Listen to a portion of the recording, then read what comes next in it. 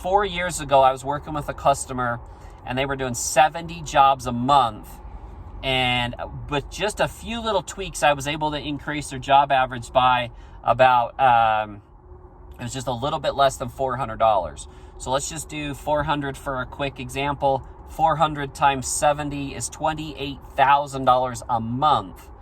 And the thing you've got to realize is that money, just about almost all of it, goes into the bank account as profit, okay?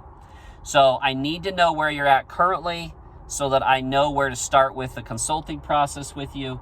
And then we're going to put ourselves a 60 to 90 day plan together so that we can work with your production team, work with your estimating team to make sure that you're not losing that money that you could be billing for. So